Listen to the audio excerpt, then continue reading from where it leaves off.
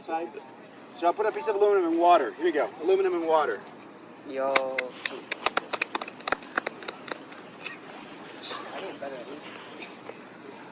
Maybe you waited 60 years, something might happen. We don't have that kind of time. So one down, aluminum. What was next? We're going from right to left. Zinc. Here's my dime. Here's a dime. I'm expecting something to happen. I don't know, maybe in 1,000 years. I don't know.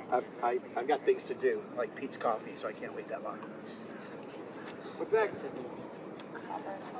Copper. Here's copper. Well, if we waited maybe a couple of weeks, what might you notice about copper? Green. A couple of weeks, I'd say, yeah. A couple of weeks. So it means something would happen, except it would take time. But aluminum? I don't know. Here's copper. Here's iron. Put that in water.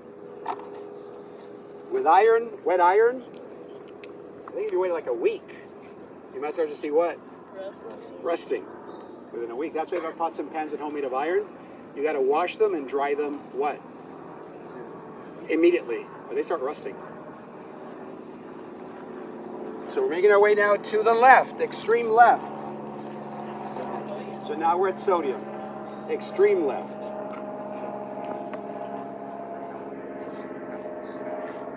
Oops.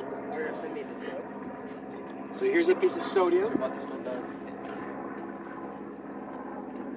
And there's the water.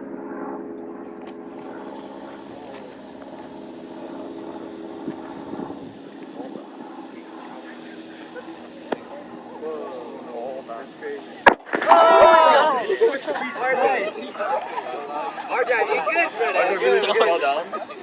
He's looking sad, guys. That was flabbergasted. Yeah, the water's gone. Oh, come on. That's nothing.